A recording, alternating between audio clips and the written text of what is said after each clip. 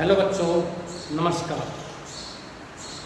प्रिय विद्यार्थियों, teaching expert की ऑनलाइन क्लास में आपका स्वागत है। इंग्लिश कंपलसरी सब्जेक्ट अपन पढ़ रहे हैं। टॉपिक अपना चल रहा है रिपोर्ट राइटिंग। रिपोर्ट राइटिंग में आपको मैंने 2-3 रिपोर्ट कंप्लीट करवा दी हैं, जैसे कि ट्रेन एक्सीडेंट, फायर एक्सीडेंट, दो तो ये हो गई एक्सीडेंट के मामले में। और इवेंट के बारे में बात करते हैं तो एक तो स्वाइन फ्लू पर सेमिनार रखा था, ये कंप्लीट हो चुका है। एक how to face examinations boldly या how to face examinations with confidence, ये आपके रिपोर्ट हो चुकी हैं। ये वर्बल रिपोर्ट चल रही है। एक आध वर्बल रिपोर्ट और लिखा देता हूं और इसी के साथ फैक्चुअल रिपोर्ट मैं अलग से लिखूंगा नहीं कि ये फैक्चुअल रिपोर्ट है, बता दूंगा यहाँ से फैक्चुअल रिपोर्ट है, ये फैक्चुअल रिपोर्ट। जो रिपोर्ट आपको पास्ट टेंस में आती है या पास्ट टेंस में लिख रहे हो यहाँ, वो वर्बल है, यानी किसी वास्तविक घटना पर आधारित है। और जो रिपोर्ट अपन प्रेजेंट टेंस में लिख रहे हैं वो आपका प्रेजेंट टेंस वाली रिपोर्ट है, वो फैक्चुअल रिपोर्ट कहलाती है, किसी फैक्ट्स पर आधारित होती है। ठीक है बच्चों, तो यहां मैं बात करता हूं इंग्लिश कंपलसरी।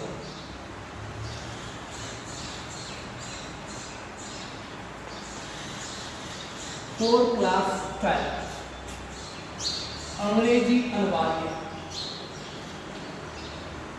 ये क्लास 12 के बच्चों के लिए उपयोगी क्लास होगी, जिन बच्चों को कंपलसरी इंग्लिश पढ़नी है। ठीक है बच्चों, सोमवार से आपकी क्लास में लिटरेचर की अवश्य प्रारंभ करूँगी। कोशिश करूँगा शनिवार से प्रारंभ करूँ, सोमवार से प्रारंभ कर ही दूँगा। कल एक बच्चे का भी ये कमेंट आया था, इंग्लिश लिटरेचर क्लास बिल्कुल प्रारंभ करो, बिल्कुल करो। ठीक है, तो इंग्लिश कंपलसरी में क्लास 12 के बारे में हम बात करते हैं। तो क्लास 12 की इंग्लिश कंपलसरी में आपका टॉपिक चल रहा है रिपोर्ट राइटिंग, प्रतिवेदन लेखन। 2 प्रकार का होता है, एक हम पास्ट टेंस में लिखते हैं जिसको हम तक लिखते हुए आ रहे हैं।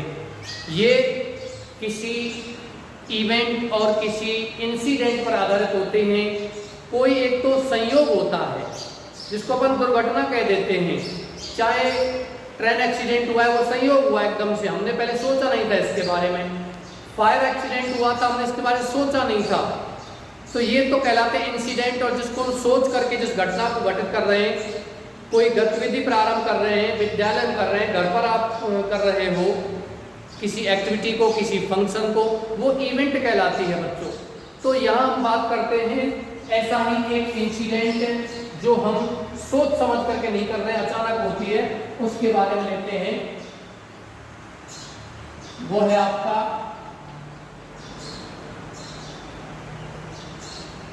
मैसिव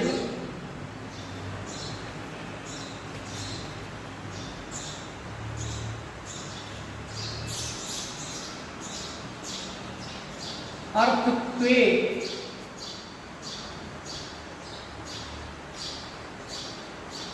strikes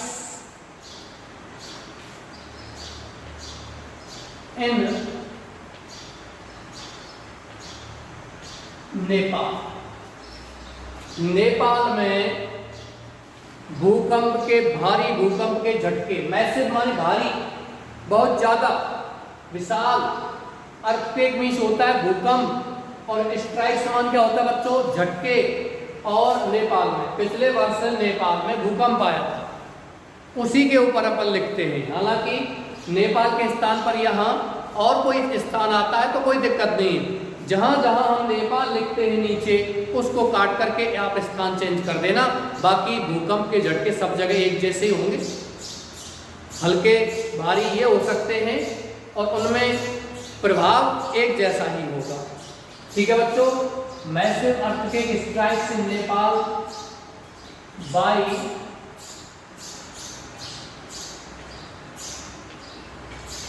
शिवम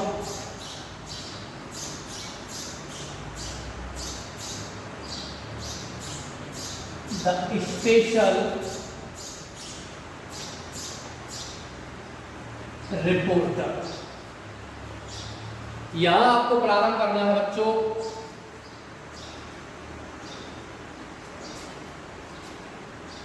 यहां से लिखिए आप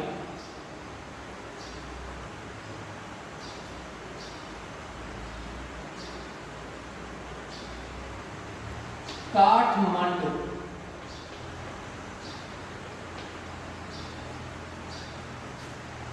आज तारीख कितना है? 22 जुलाई।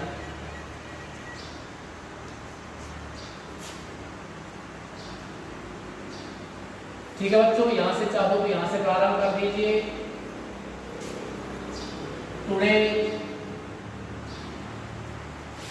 ये आपका कैपिटल में बनाना है, जिससे कि ये अन्य शब्दों से अलग ही प्रतीत हो, अलग नजर आए।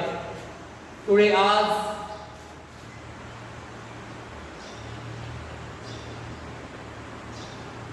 At about 11 AM।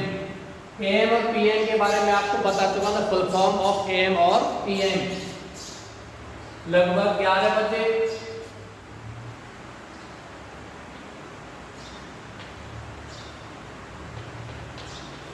People fact लोगों ने महसूस किए, अर्थक्वेक स्ट्राइक्स,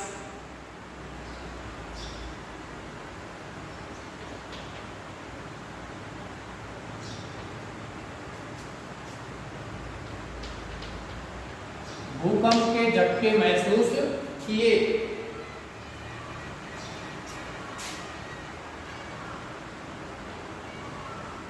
द हैवी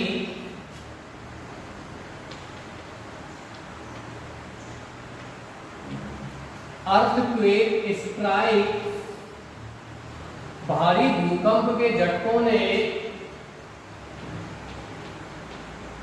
सूख हिला दिया नेपाल को। बैडली मीन्स बुरी तरीके से हिला दिया।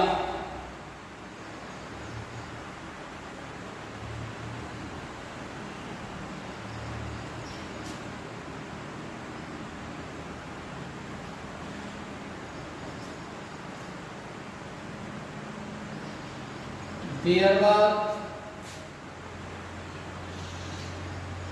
screams and cries everywhere। प्रत्येक जगह चीख पुकार थी। People came out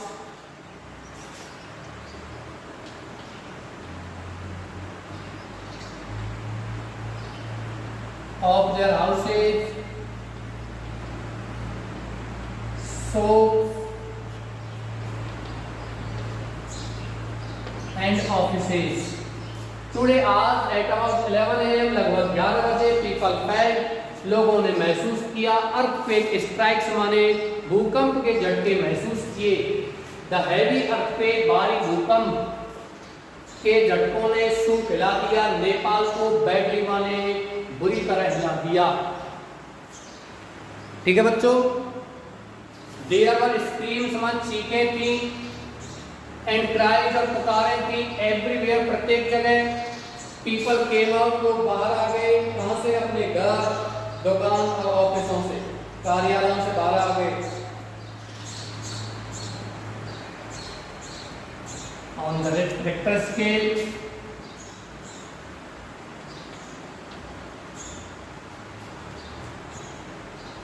रिक्टर की स्पेलिंग ध्यान रखो बच्चों, RICHTER, रिक्टर स्केल। रिक्टर पैमाने पर, मतलब भूकंप को मापने का ये एक पैमाना है, इसको अपन रिक्टर स्केल कहते हैं। On Richter scale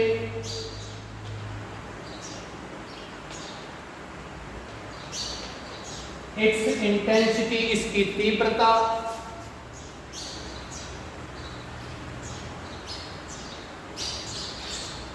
was measured 9.3 इसकी तीव्रता को मापा गया था।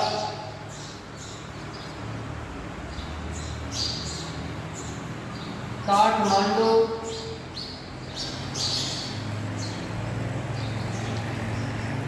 is still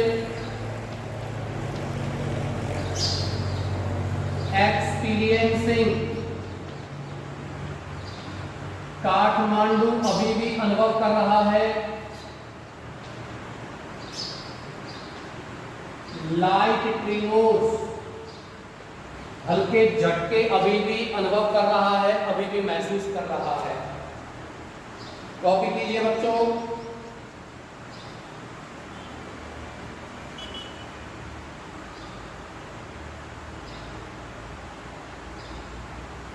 यहां से आगे चलते हैं।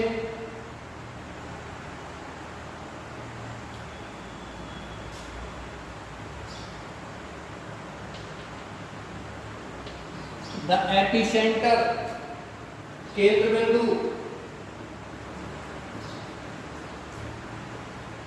ऑफ दिस अर्थक्वेक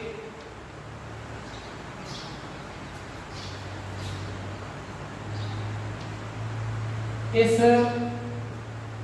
भूकंप का जो एपिसेंटर है, केंद्र बिंदु है, had been placed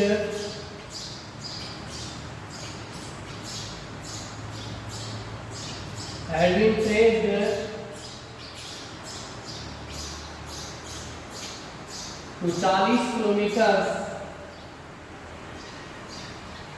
from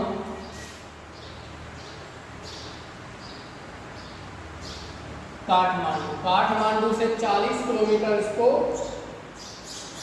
trace किया गया था, पता लगाया था।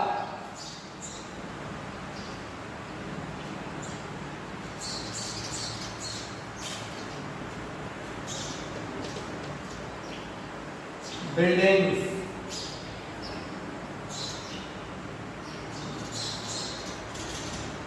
कोलैप्स, भवन ढह गए,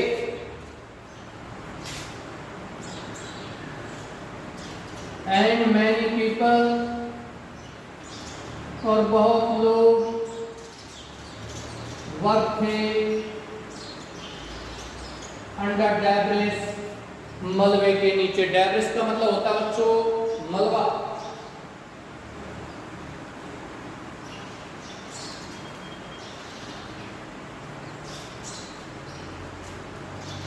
यहां से आप पैरा चेंज कीजिए।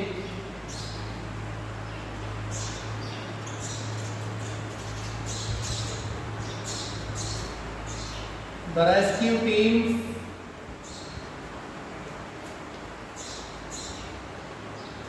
and medical teams,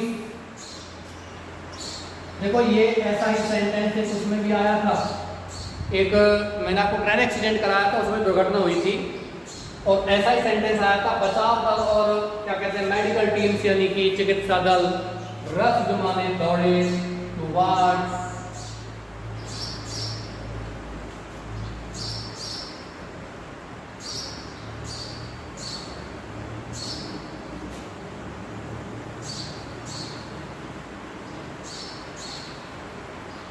the accidental spots, जो दुर्घटना क्षेत्र थे।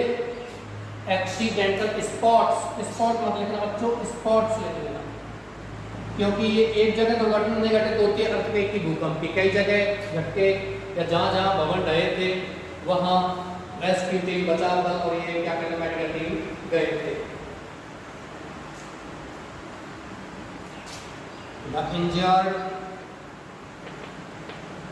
इंजर्ड का मतलब क्या होता है बच्चों? घायल। द इंजर्ड हैड बीन, आप दोनों चीज लिख सकते हो। आप चाहो तो यहाँ इंजर्ड भी लिख सकते हो, वाउंडेड भी लिख सकते हो, घायल। इंजरी और बाउंड, बाहरी घाव होता है, बाहरी चोट होती है, उसको बाउंड बोलते हैं। आंतरिक चोट को हम अक्सर क्या बोलते हैं? इंजरी बोलते हैं। जैसे किसी को यहाँ सिर में चोट लगती है, बाहर चोट लगी हुई है, तो उसको वाउंड बोलेंगे, घाव बोलेंगे, लेकिन अंदर चोट बोलेंगे, उसको क्या बोलते हैं? इंजरी बोलते हैं। तभी तो आपने सुना होगा कई बार एक शब्द है हेड इंजरी, जिसको सीधा बोलते हैं गाँव में हेड इंजरी, ये बोलते हैं, ऐसे हेड इंजरी होती है वो।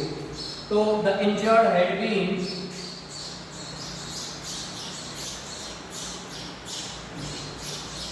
टेकन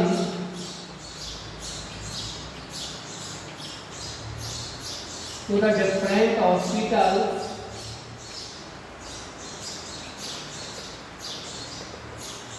of the city, शहर के भिन्न भिन्न अस्पतालों में उन घायलों को ले जाया गया था। अब आप चाहो तो लिख सकते हो कि उनको नियरेस्ट हॉस्पिटल में ले जाया गया था।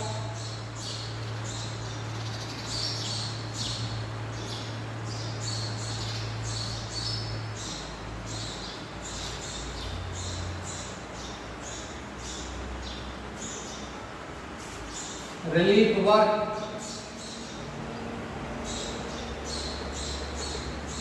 by medical teams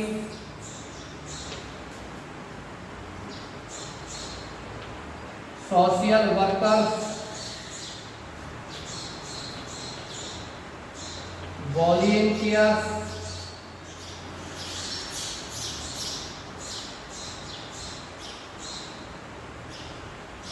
and army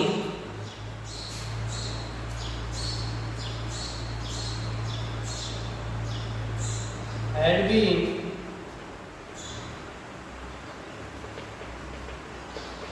initiated, प्रारंभ कर दिया गया।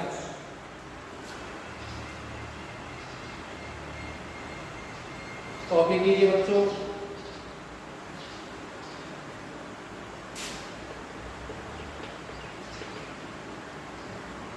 Electric supply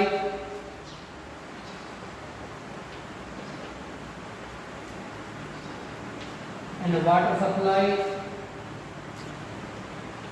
also affected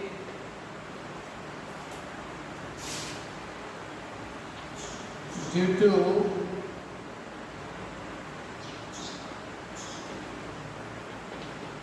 the strikes, इन झटकों के कारण ये आपूर्ति बाधित की गई थी।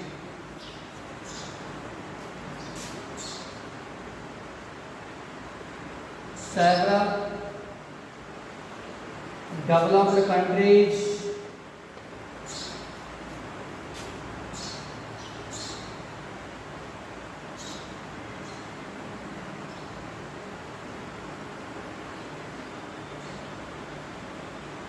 came forward to help Nepal, Nepal की सहायता करने के लिए बहुत से देश आगे आए।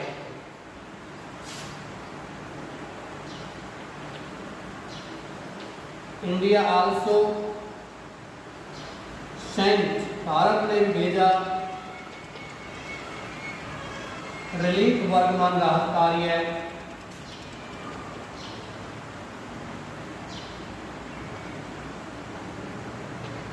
एंड मेडिकल टीम्स और चिकित्सक दल टू नेपाल। कहाँ? नेपाल। कॉपी कीजिए बच्चों। एक लास्ट सेंटेंस लिखा करके अपन कंप्लीट कराते हैं।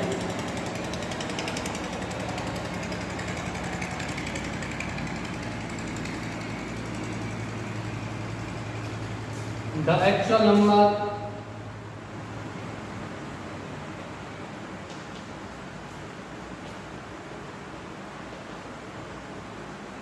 of deaths and injured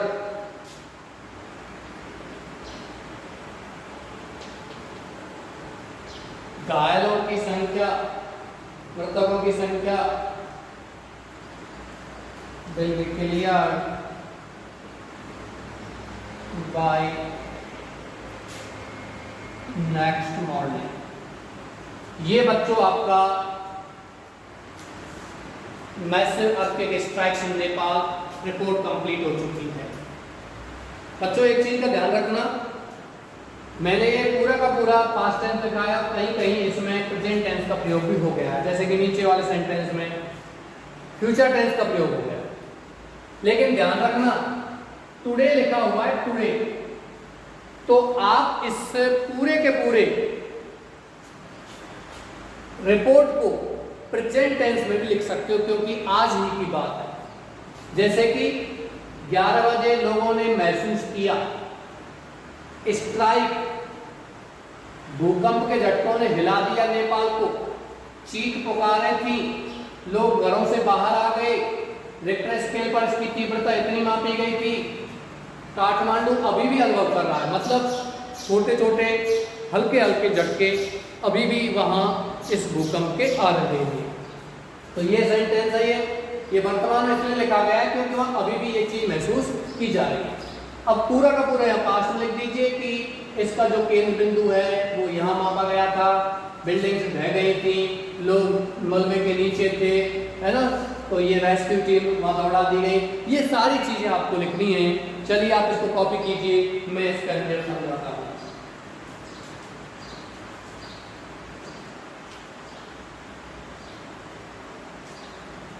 देखिए बच्चों, मैसिव मान होता है भारी, अर्थक्वेक स्ट्राइक्स माने भूकंप के झटके इन नेपाल, कहां, नेपाल।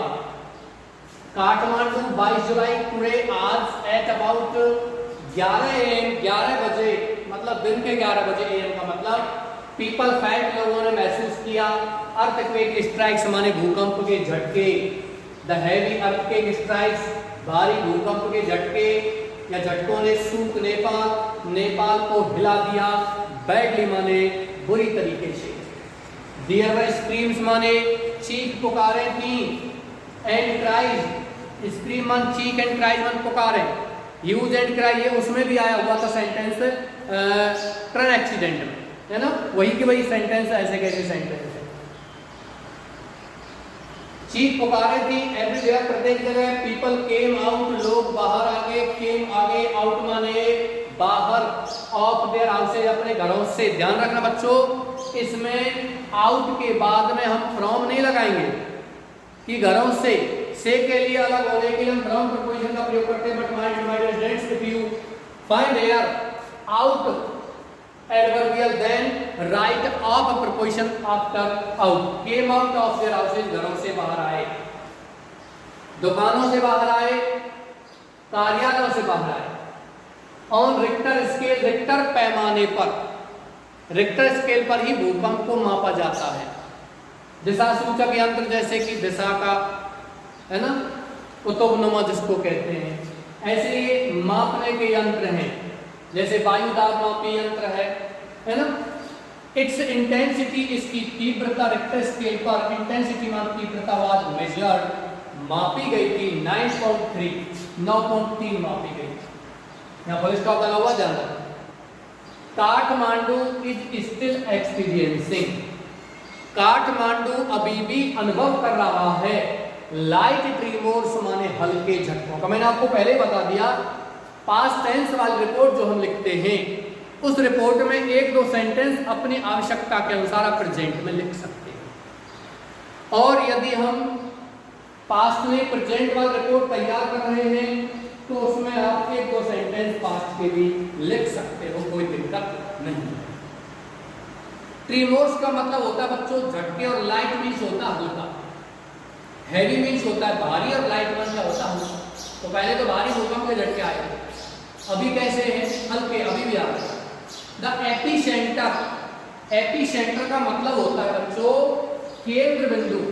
भाई भूकंप तो बहुत जगह बहुत बड़े क्षेत्र में होकर के आया था, लेकिन इसका केंद्र कहाँ था, सेंटर कहाँ था, जहाँ से चारों ओर, यानी कि इसका क्या कहते हैं, पृथ्वी की जो परतें होती हैं वो परतें एक दूसरे जगह से क्या होती हैं, सरकती हैं, तब जाकर के ये भूकंप होता है, पृथ्वी कांपती है। अर्थमान होता है पृथ्वी या भू, और क्वेक मीन्स होता है कांपना। केंद्र बिंदु ऑफ दिस अर्थक्वेक स्ट्राइक, इस भूकंप का केंद्र बिंदु हैड बीन ट्रेस्ड, पता लगाया गया था टू 40 किलोमीटर से, 40 किलोमीटर फ्रॉम काठमांडू से। बिल्डिंग्स कोलैप्स, भवनें ढह गए, गिर गए, कोलैप्स माने ढह जाना। एंड मैनी पीपल, और बहुत से लोग वर थे अंडर डेब्रिस। डेब्रिस का मतलब होता है मलबा। जो भी सामान बिल्डिंग्स गिरती है, टूट फूट जाते हैं, सबको क्या कहते हैं? मलबा कहते हैं बच्चों। द रेस्क्यू टीम्स, बचाव दल, एंड मेडिकल टीम्स, और चिकित्सा दल रश्ड माने दौड़े, झपटे टुवार्ड एक्सीडेंट स्पॉट्स, दुर्घटना केंद्रों पर, दुर्घटनाग्रस्त जगहों पर। द इंजर्ड, घायलों को हैड बीन टेकन, ले जाया गया था टू द डिफरेंट हॉस्पिटल्स, भिन्न भिन्न अस्पतालों ऑफ द सिटी, मान शहर के। भाई जो अस्पताल, बहुत से अस्पताल की बिल्डिंग भी ढह गई, लेकिन जहां अस्पताल में कोई नुकसान नहीं हुआ, वहां निकटतम अस्पतालों में और भिन्न भिन्न अस्पतालों में वहां तुमको ले गया। निकटतम अस्पताल तो क्या थे? यहाँ भूकंप आया है, बगल में अस्पताल है, ऐसा नहीं है कि यहाँ भूकंप है, बगल में अस्पताल है, वहाँ अस्पताल को कोई नुकसान नहीं हुआ है। इसलिए मैंने यहाँ नियरेस्ट जो शब्द है वो न लगा करके यहाँ ये सब लगा दिए, डिफरेंट हॉस्पिटल्स माने भिन्न भिन्न अस्पताल। ठीक है, नियरेस्ट लगा देते तो भी ठीक है, लेकिन ये ज़्यादा बेटर है ना। द रिलीफ वर्क, राहत कार्य। रिलीफ वर्क का मतलब होता है बच्चों राहत कार्य, बाई मेडिकल टीम, चिकित्सकीय दलों के द्वारा, सोशल वर्कर, समाज सेवियों के द्वारा, वॉलंटियर्स माने स्वयं सेवक कार्यकर्ताओं के द्वारा, एंड आर्मी और सेना के द्वारा हैड बीन इनिशिएटेड माने प्रारंभ कर दिया गया। बच्चों ध्यान रखना, ये इनिशिएटेड नहीं बोलेगा, इसको अपन क्या इस प्रोनाउंस करते? इनिशिएटेड, प्रारंभ करना, शुरुआत करना। इलेक्ट्रिक सप्लाई, विद्युत आपूर्ति, एंड वाटर सप्लाई, और पानी की आपूर्ति, जल आपूर्ति आल्सो अफेक्टेड, भी प्रभावित हुई ड्यू टू द स्ट्राइक्स, इन झटकों के कारण। भाई विद्युत और जो पानी की जो लाइन लगी हुई थी, सप्लाई थी, वो भी टूट गई है, वो भी आपूर्ति बाधित हो गई है। सेवरल डेवलप्ड कंट्री, कई या बहुत से विकसित देश केम फॉरवर्ड, आगे आए, टू हेल्प नेपाल, नेपाल की सहायता करने के लिए। इंडिया आल्सो सेंट रिलीफर, भारत ने भी राहत कार्य भेजा, एंड मेडिकल टीम्स भेजी टू नेपाल। कहाँ? नेपाल। भारत पड़ोसी देश है, तो नेपाल की सहायता के लिए भारत ने भी अपना अच्छा कदम बढ़ाया है, आगे आया है, रिलीफ फंड भेजा है, मेडिकल टीम्स भेजी है। The actual number of deaths, मृत लोगों की या मृतकों की वास्तविक संख्या, एंड इंजर्ड, घायलों की वास्तविक संख्या, विल बी क्लियर्ड माने साफ की जाएगी, स्पष्ट की जाएगी बाय नेक्स्ट मॉर्निंग माने अगली सुबह तक। बच्चों कॉपी कीजिए इसको, मैं इसको हटा देता हूँ और आगे चलते हैं, नेक्स्ट रिपोर्ट की तरफ चलते हैं।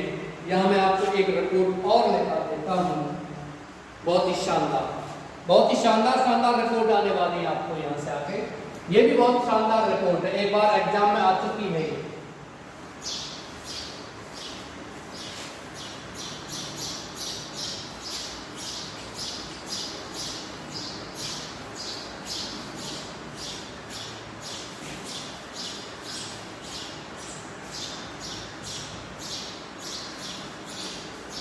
तो बच्चों मेहनत कीजिए, बहुत अच्छी तरीके से मेहनत कीजिए।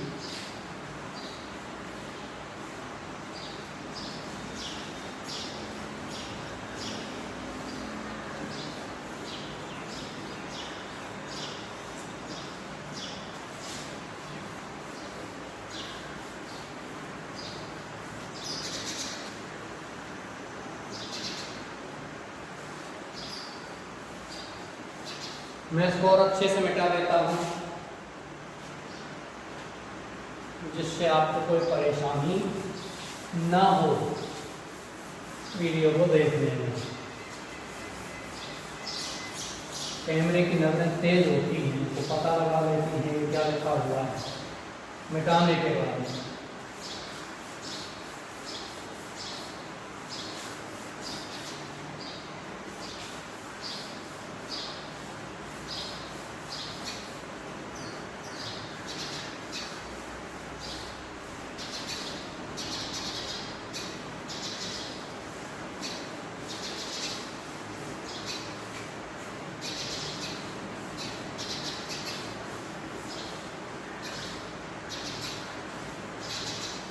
ठीक है बच्चों, नेक्स्ट चलते हैं।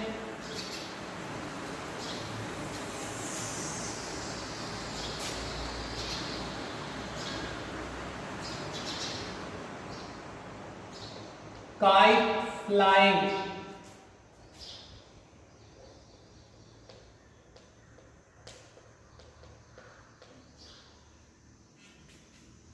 fatal,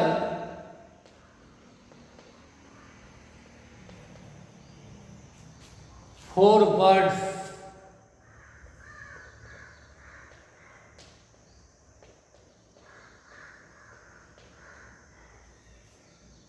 पतंगबाजी, पक्षियों के लिए घातक।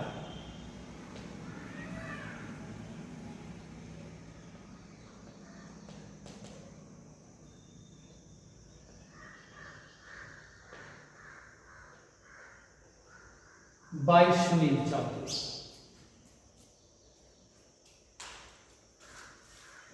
स्थान लिखिए, समय लिखिए। हालांकि ये रिपोर्ट आपकी फैक्चुअल में है।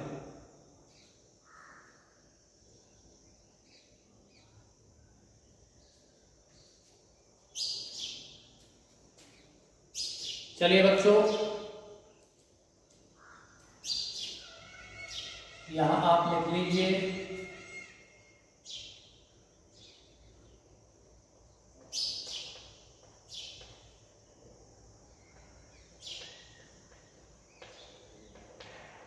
कठपुतली।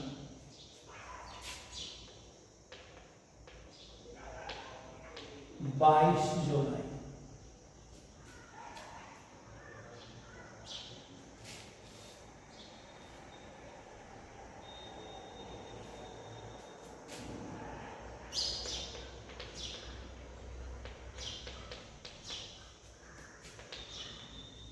Kite flying has been a means of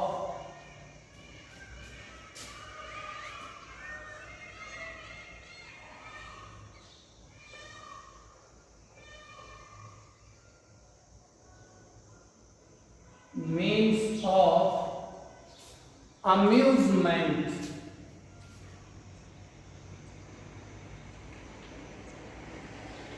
ये बच्चों एक साथ लिखना। अम्यूजमेंट एक साधन रहा है और अम्यूजमेंट माने मनोरंजन का। फॉर एज युगों से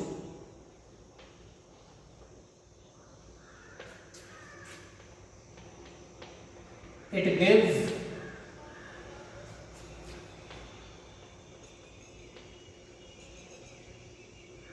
प्लीथोरा, यह आनंद का एक क्षण प्राप्त करता है। इट गिव्स प्लीथोरा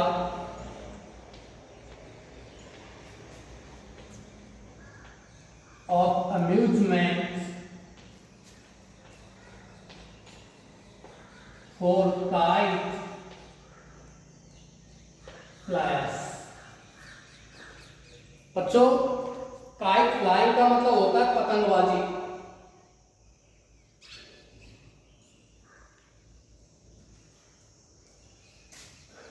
और फैटल का मतलब होता है घातक। फॉर बर्ड्स मन पक्षियों के लिए। गर्मी पड़ रही है भाई थोड़ी सी। आप पतंग उड़ाते हो और पतंग उड़ाने से जो उसका मांझा होता है, धागा होता है, उसको मांझा बोलते हैं। वो बड़ा तीक्ष्ण होता है, बड़ा पैना होता है, जिससे बहुत से पक्षी कट जाते हैं और वो मारे जाते हैं। यहाँ अपने क्षेत्र में इतनी ज्यादा पतंगबाजी होती भी नहीं। दूसरी बात, खुला क्षेत्र है तो यहाँ इसके फैटलिटीज की घातकता का हमें अंदाजा नहीं है।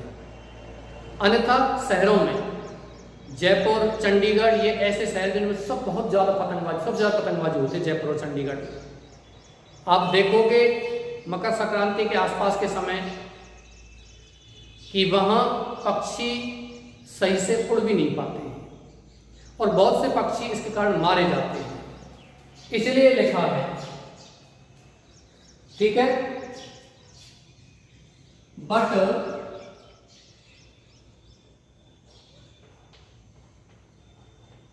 देयर इज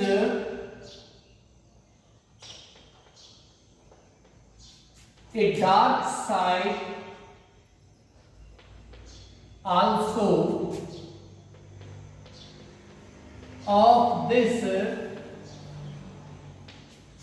great source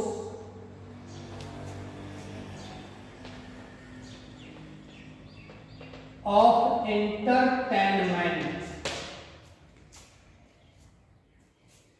मनोरंजन का।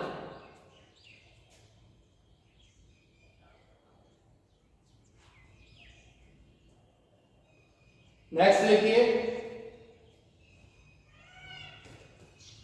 Every year. मैं बिल्कुल बहुत धीमे धीमे लिखा रहा हूं जब से आपने कहा है। प्रतिवर्ष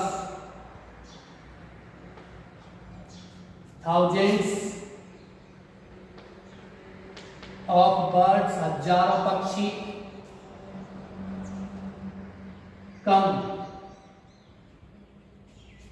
इन, ये इन और टू दोनों अलग अलग हैं बच्चों, into the contact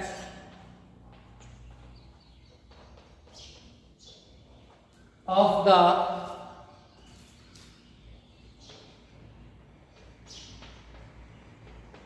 sharp twine of kite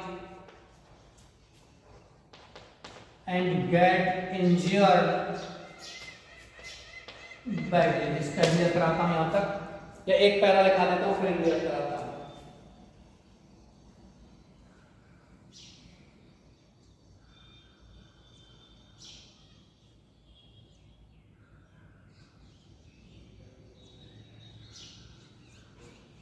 next लिखिए, वी शुड एंजॉय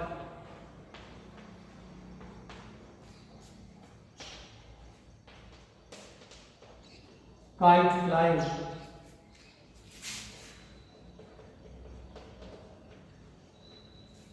but लेकिन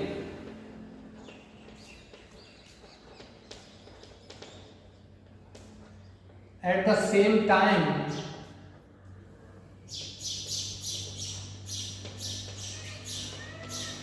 we should take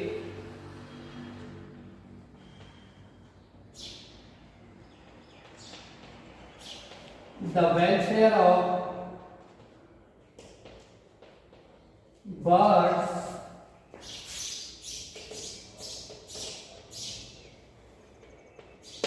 in view also।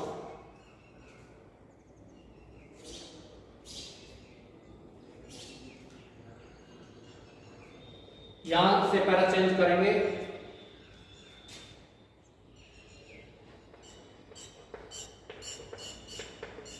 the bodies of birds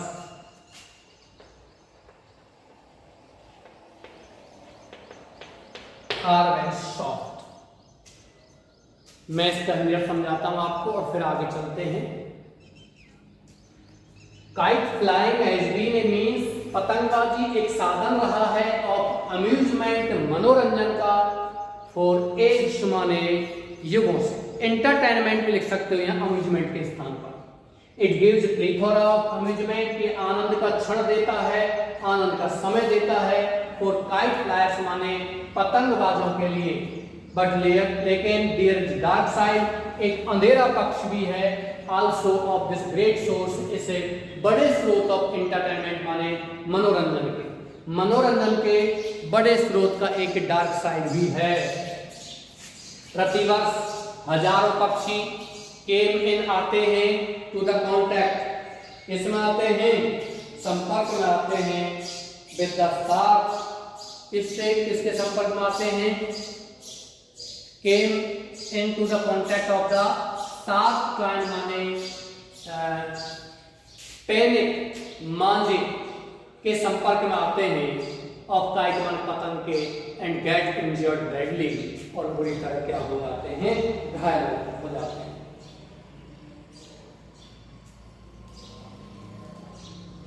We should enjoy kite flying, हमें पतंगबाजी का आनंद लेना चाहिए, बट लेकिन एट द सेम टाइम उसी समय we should take, हमें लेना चाहिए द वेलफेयर माने कल्याण, और बर्ड्स माने पक्षियों का, इन व्यू माने दृष्टिकोण, विचारों में, आल्सो माने भी।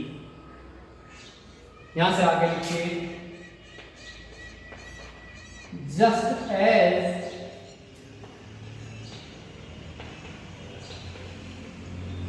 the sharp twine of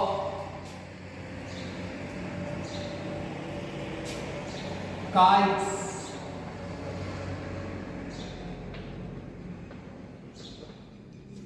touches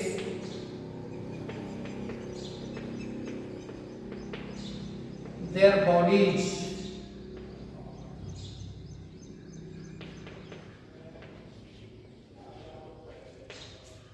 they get injured badly.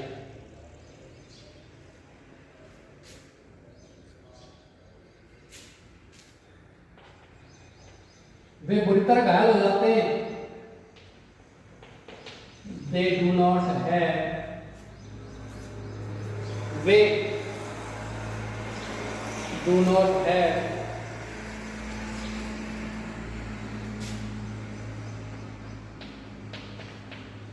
hospitals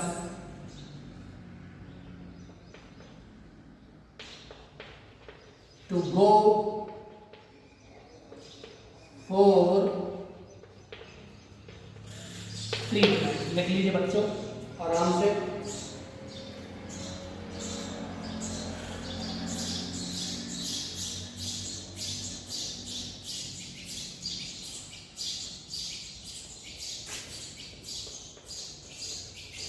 They have to die, और उन्हें मरना पड़ता है, वो मर जाते हैं, due to overbreeding।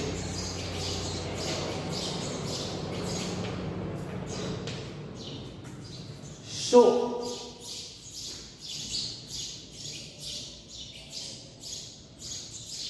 it is the duty of every citizen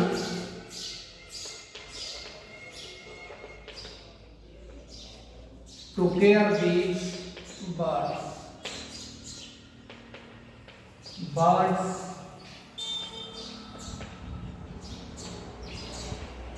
are important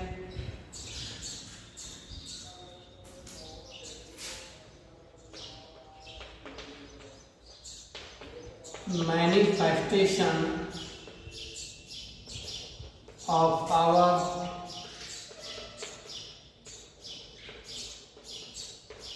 environment।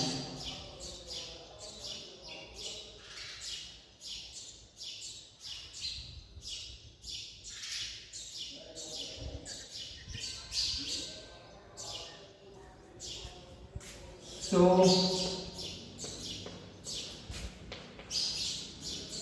we should stop flying kites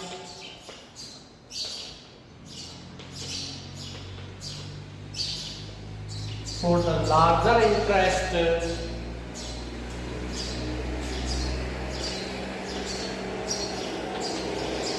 of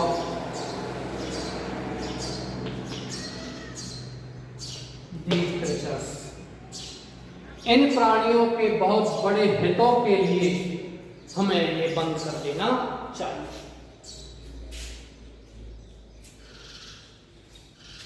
चलिए बच्चों कॉपी कीजिए। यहां से आगे अपन इसका अहमियत लेके चलते हैं। काइट फ्लाइंग माने पतंगबाजी, पतंग उड़ाना। फैटल मीन्स घातक फॉर बर्ड्स मान पक्षियों के लिए। कठुमर 22 जुलाई। काइट फ्लाइंग पतंगबाजी हैज बीन रही है ए मीन्स एक साधन ऑफ अम्यूजमेंट माने मनोरंजन का। ध्यान रखना बच्चों, मीन में से एस नहीं हटाएंगे। कहीं आपको ऐसा लग रहा हो सर ए लिखा हुआ है, ए माने एक वचन और मीन में एस लगा हुआ है। मीन्स ही एक वचन है जिसका मतलब होता है साधन। ये ध्यान रखना, एक वचन होता है यही होता है साधन या साधनों नहीं बोलते हैं, साधन बोलते हैं, केवल साधनों नहीं आता है मीन्स। और इसमें से एस हटा देंगे तो मीन का मतलब कुछ और ही होगा, साधन नहीं होगा। इसलिए ए का प्रयोग है, कहीं आपको ऐसा लगता हो। Means is a singular noun, that is why we have used a article before this noun.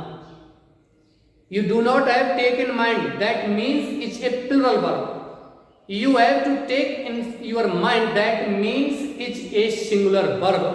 That is why we have used a before this noun. Okay? If we remove s from the word, from the noun, then it will be a different word. यदि हम s को हटा देते हैं तो एक अलग ही शब्द होगा। ठीक है बच्चों, अंग्रेजी आप सुनते हो, मैं बोलता रहता हूं, हालांकि बहुत ज्यादा नहीं बोलता हूं आपके हितों को देखते हुए, क्योंकि कुछ बच्चों को लगता है कर नहीं जाता।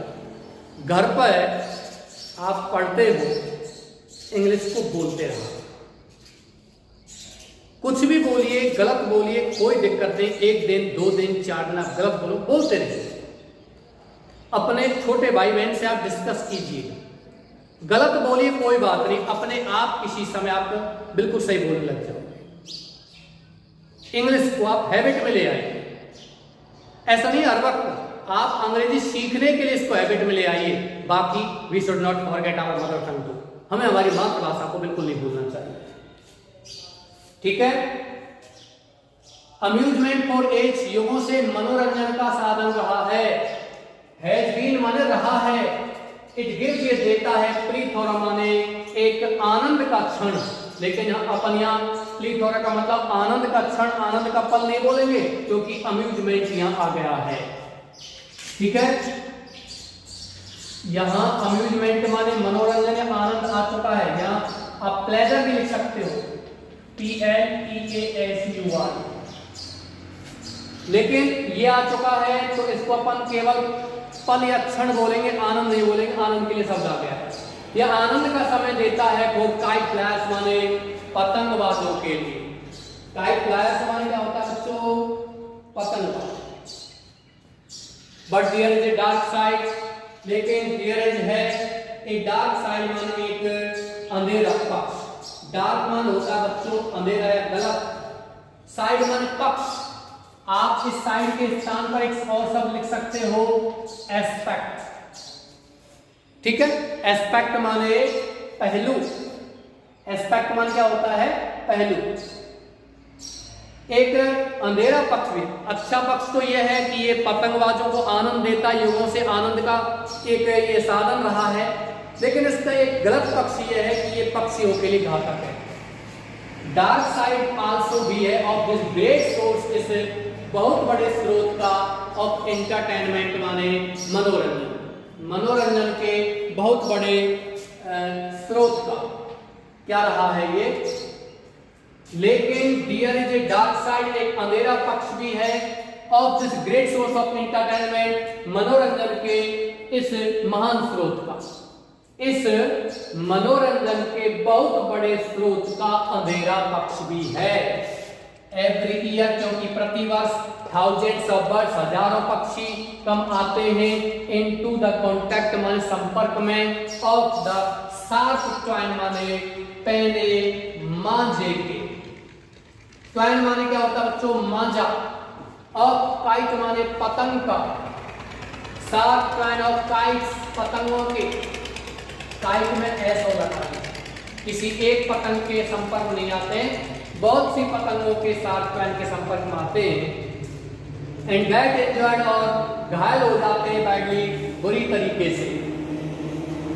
वी शुड एंजॉय, हमें आनंद लेना चाहिए काइट फ्लाइंग, पतंगबाजी का, बट लेकिन एट द सेम टाइम उसी समय we should take the welfare, हमें शुड टेक इन व्यू, यहां से अर्थ लेंगे बच्चों, वी हमें शुड टेक इन व्यू, विचार में लेना चाहिए, दृष्टिकोण में लेना चाहिए क्या, द वेलफेयर माने कल्याण, और बर्ड्स माने पक्षियों का, आल्सो माने भी, हमें पक्षियों के कल्याण के बारे में भी विचार करना चाहिए उसी समय। द बॉडीज ऑफ बर्ड्स, पक्षियों के शरीर आर वेरी सॉफ्ट, कैसे होते हैं, बहुत ही कोमल होते हैं, जैसे कोमल पक्षियों के शरीर के जैसे ये पैना मांजा टच होता है वो बिल्कुल वहां से कट जाते हैं, ब्लीडिंग होने लग जाती है, यानी कि रक्तस्राव होने लग जाता है और वो मर जाते हैं। जस्ट एज, ठीक जो ही, द शार्क ट्वेन, पैना मांजा ऑफ काइट्स हमारे पतंगों का, टचेज देयर बॉडीज, उनके शरीरों को छूता है, दे गेट इंजर्ड, वो घायल हो जाते हैं, बैडली माने बुरी तरीके से, दे डू नॉट हैव, वो नहीं रखते हैं, हॉस्पिटल्स में, अस्पताल, यानी कि उनके पास कोई अस्पताल नहीं है टू गो, जाने के लिए, फॉर ट्रीटमेंट माने किसके लिए, उपचार के लिए, यदि वो उपचार के लिए जाएं तो उनके पास कोई अस्पताल नहीं, लोग तो ले नहीं जाते, लोग ही ले जाते तो फिर उनको मारते ही क्यों, और स्वयं वो जा नहीं सकते, ऐसे कोई अस्पताल नहीं है कि वो स्वयं चल करके वहां जाएं,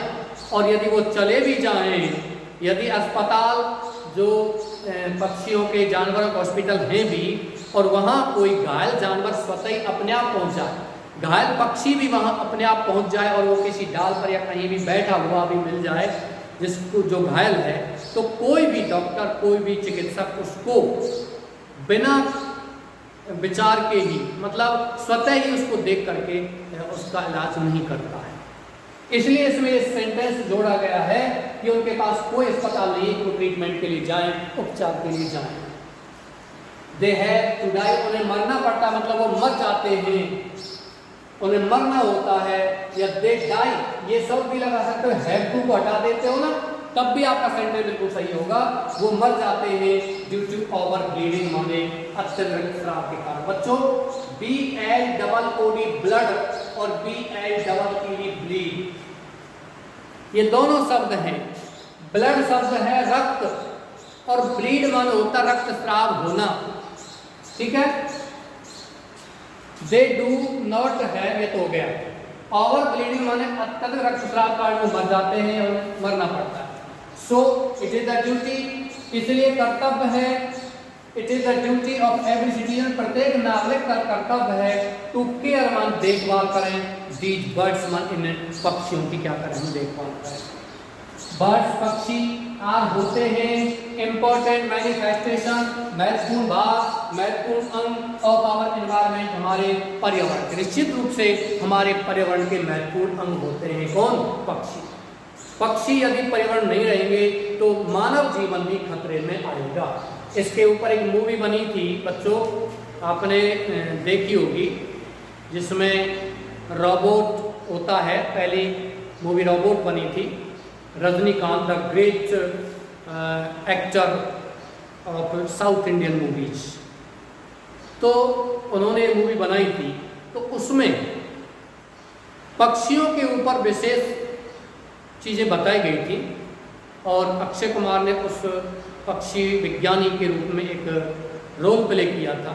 वास्तव में इस मूवी में अक्षय कुमार एक विलेन के रूप में थे, लेकिन सही मायने में देखा जाए तो बहुत से दर्शकों ने उन्हें ही एक सच्चा हीरो माना कि वास्तव में हमें पक्षियों को बचाना चाहिए, और ये पक्षी इन किरणों के कारण अधिकतर मारे जा रहे हैं। अब है ही नहीं पक्षी कहीं, पक्षियों की चहचहाट भी सुनने को नहीं मिलती, हालांकि मोर की आवाज़ आपने सुन ली होगी, अपने यहाँ तो बहुत अच्छा वातावरण है। चलते हैं आगे। Birds are important manifestation of our environment, पक्षी हमारे पर्यावरण के महत्वपूर्ण भाग होते हैं। सो इसलिए वी शुड स्टॉप, हमें रोक देना चाहिए फ्लाइंग काइट्स माने पतंगों को उड़ाना, फॉर द लार्जर इंटरेस्ट माने बहुत बड़े हितों के लिए, इंटरेस्ट माने हित, इंटरेस्ट माने यहाँ रुचि नहीं है बच्चों, इंटरेस्ट माने यहाँ क्या है, हित, बहुत बड़े हितों के लिए हमें रोक देना चाहिए। क्या रोक देना चाहिए? फ्लाइंग माने उड़ाना, काइट्स माने पतंगों को, या आप फ्लाइंग काइट्स लिख रहे हो तो काइट फ्लाइंग लिख दो एक साथ तब भी सही है। पतंगबाजी रोक देना चाहिए। ऑफ दीज क्रीचर माने इन प्राणियों के, इन प्राणियों के बहुत बड़े हितों के लिए हमें काइट फ्लाइंग को रोक देना चाहिए। बच्चों ये आपका क्या कहते हैं रिपोर्ट कंप्लीट हो चुकी है। काइट फ्लाइंग कैटरपिलर बर्ड्स, पक्षियों के लिए पतंगबाजी बहुत ही घातक है। तो ये बहुत ही शानदार रिपोर्ट है आपकी, और बहुत ही शानदार रिपोर्ट यहाँ लिखाई जा रही है जो आपके एग्जाम में आने लायक ही है। मेहनत कीजिए बच्चों, मेहनत का कोई विकल्प नहीं है। मैं आपको बताता भी रहता हूं, और मैंने भी बहुत से लोगों से यही सुना है कि मेहनत अति आवश्यक है। मैंने एक दृष्टांत यहाँ सुना था कि मेहनत आपकी अति आवश्यक है। हम किसी बैंक में पैसा जमा कराते हैं लॉकर में, तो लॉकर में पैसा जमा कराने पर हमें दो चाबी मिलती हैं, एक हमारे पास एक मैनेजर के पास। तो जब तक दोनों चाबी उस लॉकर में नहीं लगाएंगे तब तक लॉकर नहीं खुलेगा। उसी प्रकार से आप मेहनत की चाबी आपके पास है और भाग्य की चाबी ईश्वर के पास है। इसलिए आप अपने पास जो चाबी है उसका उपयोग कीजिए, मेहनत कीजिए, निश्चित रूप से भाग्य आपका साथ देगा और देना ही पड़ेगा। कर्म के आगे भाग्य की हार हमेशा होती है। ठीक है, मेहनत कीजिए, वर्क हार्ड कीजिए, try and try again and again, at last you will win. बार बार कोशिश कीजिए, अंत में आपकी जीत होगी। नमस्कार।